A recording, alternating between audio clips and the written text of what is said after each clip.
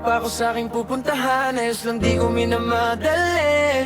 At kung ano man ang kahantungan tao sa puso ko natatanggapin. Kasi malayo na ako sa aking nasimulan at wala na akong balak bumalik sa mga bagay na alam ko namang magdudulot lang sa akin hanggang sa akin. Madalas na sumasagi sa munti kong pag-iisip, gusto ko na mabuhay sa luntian panaginip. Man sa kasalukuyan alam ko sa aking sarili na doon ako dadalhin ng pangarap ko at ihip. Malayo pa ako sa aking pupuntahan, ayos lang di ko minamadali.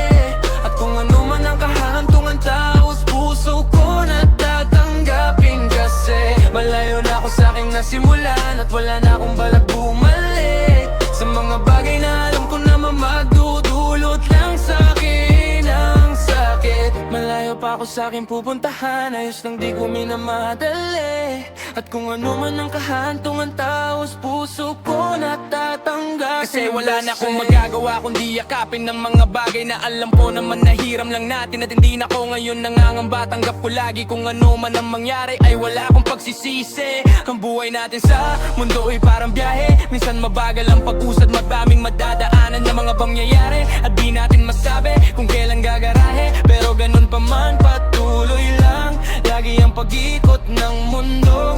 Di masabi pero isa lang ang aking masasabi, gat may buhay posible na pangarap mangyari. At palagi mo lang tatandaan na di mo hawak ang kalalabasan sa buhay na meron ding katapusan. Lahat ng bagay merong katapusan. Malayo pa ako sa aking pupuntahan, ayos lang di ko minamadali.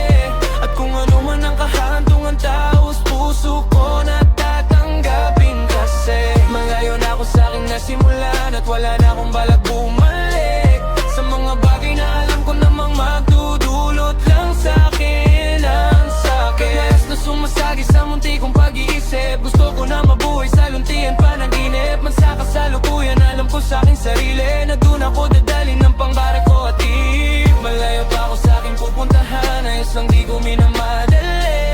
At kung ano man ang kahantungan tao sa puso ko natatanggapin. Kasi malayo na ako sa aking nasimulan at wala na akong balak bumalik sa mga bagay na alam ko namang magdudulot lang sa akin ang sakit. Malayo pa ako sa aking pupuntahan, ayos lang di ko minamadali. At kung ano man ang kahantungan tao sa puso ko natatanggapin. Kasi